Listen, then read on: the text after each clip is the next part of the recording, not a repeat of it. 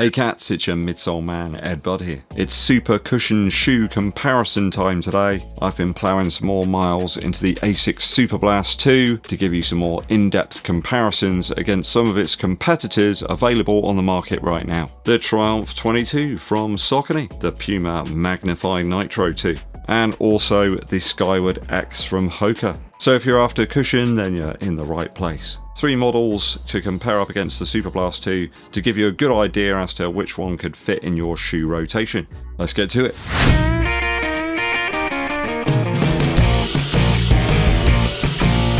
Thanks for joining me today on the channel. It is always appreciated. Do hit that subscribe button, but also give this video a thumbs up like too. Drop us a comment to help fight the algorithm. Dankeschön.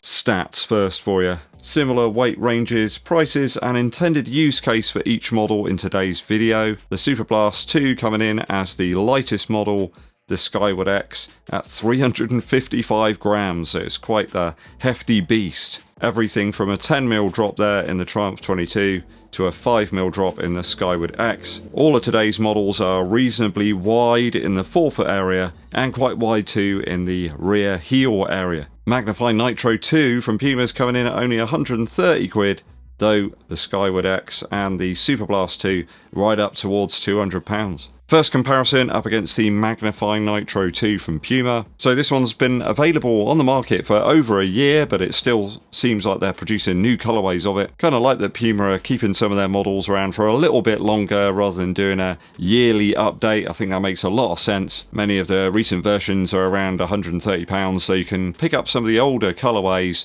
for around about 70 to 80 quid. Now the Puma is a touch narrower in terms of the midsole base against the SUPERBLAST 2, though of course it's coming in at a much easier to stomach price. Now the Nitro foam in the Puma offering isn't quite the hollow sort of cushioned comfort that we've got in the SUPERBLAST 2. Flight Foam Turbo Plus really is something super light, but it really has this sort of almost not there kind of cushion. To me at least, it isn't one of those types of foams where you feel you're sort of falling into it like quicksand. So a little bit more responsive. The same can kind of be said here with the use of the Nitro foam in the MAGNIFY NITRO 2. I think when you go over to this shoe, you realise just what an incredible foam it has. It really isn't like anything else on the market right now. It's a combination really of the ASICS foams here that make it so special. I think you also appreciate the lack of heft and the weight difference that you've got between the two. There's about 40 grams difference between the MAGNIFY NITRO 2 and the SUPERBLAST 2. I think that's why people love this model so much. Now bear in mind I have gone down a half size to a 10.5 here and the 11 in the Puma. There's still a large weight difference there. 40 grams is quite considerable. And when you also consider that there's 4mm of extra heel stack over the MAGNIFY NITRO 2, that says it all. The difference is quite noticeable on foot. So width-wise, very similar between these two. A little bit narrower in the heel though in terms of the Puma MAGNIFY NITRO 2. I wouldn't suggest that the SUPERBLAST 2 is one of those high sort of effort shoes if you want to do a load of faster paced running, something around like 5k effort or something. I really don't think this is the one for you. I think for practically anything else it'll do the job. I wouldn't suggest any of these shoes in today's video feel particularly good at anything like below sort of half marathon effort or something. For me, that's about 6 minutes 50 per mile. Perhaps if you're marathon training, most of the shoes in today's video will work okay for you. Always got to remember that pace is relative to each runner. We've all got our own ranges of effort, haven't we? I think the grip has drastically improved in the SUPERBLAST 2. It's now kind of on par really with the excellent Puma grip that we have in the MAGNIFY NITRO 2. Great if you're on road and pavements. Don't think any of the shoes in today's video are really great on like light trails or gravel or anything. It's just a bit too much exposed midsole going on a lot of the shoes in today's video. So yes, the Puma is by far the cheaper option here.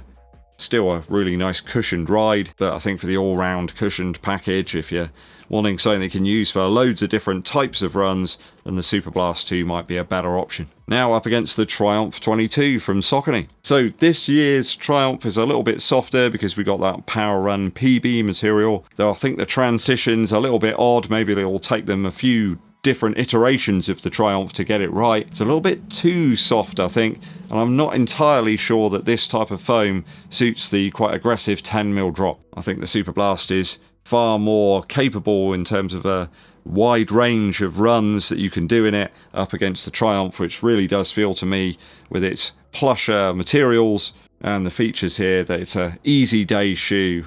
Not really something I'd want to utilise perhaps for sort of faster paced runs. Maybe you could use it for the long runs, but it's still quite hefty. The Superblast 2 also feels a little bit more flexible up front. This one, I think, due to the outsole rubber really, is quite rigid for me. The actual midsole feels reasonably dense, aside from the heel area, and the Superblast 2 and these very hot temperatures we've got here in the UK at the moment really is the more breathable of the two shoes. Again, 40 grams difference between the two, and most of that seems to be made up with the very plush materials here. The tongue and the heel area are very, very thick. I think if you're doing those longer runs, this one's just going to sap the batteries a little bit faster than the Superblast 2. I think it's more impact protection here in the Triumph 22 up against the very forgiving stack that you got here in the Superblast 2. Again, the Superblast 2 has that big outsole upgrade, which has really lifted the shoe into a sort of territory that's even better than I think the original Superblast. Now I've got some more miles into it. The Saucony's got a reasonably good outsole, but again, I don't really think it's up to doing any trail work. It's very much a road and pavement based operator. I mean, they've pretty much upgraded every part of the shoe here in the Superblast, whereas the Triumph, it just feels like it's a little bit of a confused update.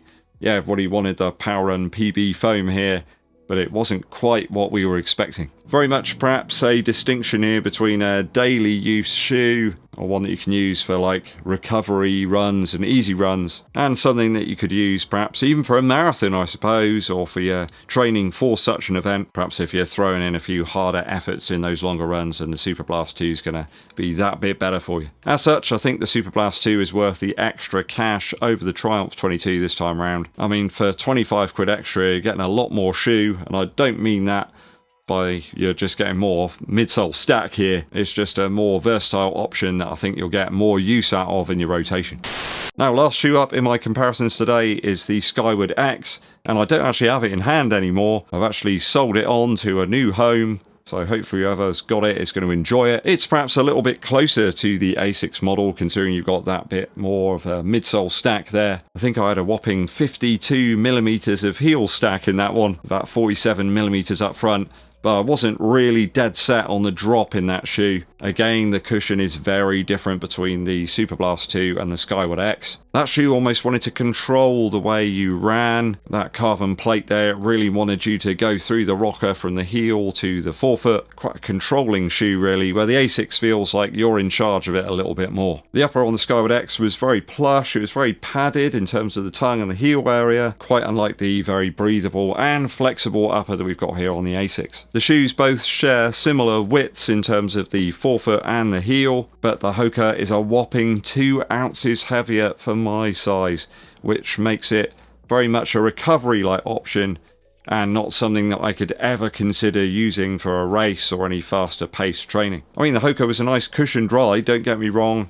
The new foams in the recent Hoka models are great, but at 355 grams, it was just a little bit too much shoe for me, especially somebody with a sort of lighter frame. I think the 5mm drop almost felt like an attempt to sort of stabilise the shoe, really, where perhaps an 8mm drop would have made it feel a little bit more aggressive, and you could have removed some of the midsole foam in the mid to forefoot. I mean, there was loads of it there. You didn't really always feel that it was that highly stacked. It certainly wasn't really a competitor to the Prime X from Adidas or anything like that. Just not really a shoe that I could justify keeping in the rotation for any length of time. I mean, for a recovery effort where I really want to protect the legs, I'd probably use this. Still a large stack, but without the extra weight that we had in the Skyward X. So a bit of a no-brainer there. It's kind of a expensive luxury almost, the Skyward X. And I hope they reduce the weight down in the V2 version of the shoe, if we ever get one. Is there anything quite like the Superblast model? The more I've ran in this one, the more and more I've enjoyed it. It really is a treat. I'm yet to find anything that's quite like it, really, and the more miles I'm putting into it, the more and more it feels like the original version of the shoe, which I really, really enjoyed last year. Have you picked up the Superblast 2, people? Is it one of those that was an absolute buy it on site? Perhaps you've been let down by it. You got it and felt it was a bit muted. Just does lots of things very well, and I think it's a really useful one to have in the rotation. Let me know your thoughts and opinions down in the comments. A quick musical interlude for you. If you're into your rock and roll, then you definitely want to check this one out. Dave Edmunds, Alive in America. Seems like it was recorded in 1982. There's an absolute banging version of the Chuck Berry track Dear Dad on here. Live recording, so it's like waltz and all kind of stuff. Slightly distorted and overdriven, but all the best live recordings are. Really like Dave Edmunds' material. I really like as well that he was the guy that kind of discovered the stray cats and got them out there to the world. So we have him to thank for, you know, the development of Brian Setzer and his incredible technique and keeping all that rock and roll stuff alive. Definitely want to check this one out though. There's some really pounding drums, great guitar work, and some wonderful tinkling of the ivories. Go and check it out. Alive in America by Dave Edmunds. Thanks for tuning in, people. It's always appreciated. Hit that subscribe button and give this video a thumbs up like. Also comment to help fight the algorithm. My name's EDDBUD and I'll be seeing you